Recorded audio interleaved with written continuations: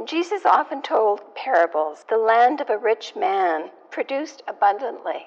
And this man didn't have enough barns large enough to hold it all. He said to his soul, "Soul, you have ample goods laid up for many years. Relax, eat, drink, and be merry." But God said to him, "You fool, this very night your life is being demanded of you, and the things you have prepared, whose will they be?" So it is with those who store up treasures for themselves, but are not rich toward God.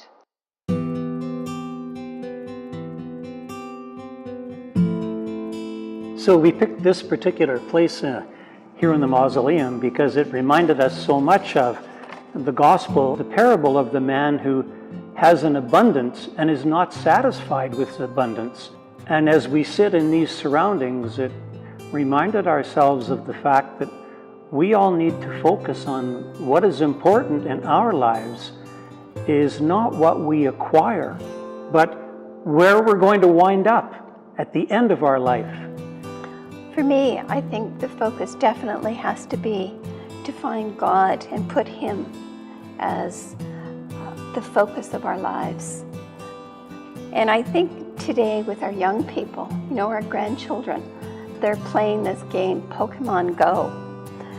And I'd like to change it to perhaps Pokemon God, to go out and find God in surprising places, to see His face and to hear His voice in those around us. And that's what we're called to be, is to be of service to others, to share what we have, our gifts, our time, our talent, and our treasure.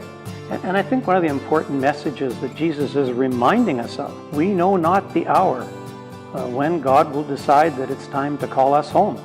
The things that we call treasures throughout our life in terms of our vehicles, our homes, our status in life, are meaningless unless we understand the importance. How would you make yourself rich in the sight of God? I'm glad you asked me that question. So, some friends of ours from Winnipeg came through with their family on their way traveling. We got to talking a lot about our lives, about what was important and special in our lives.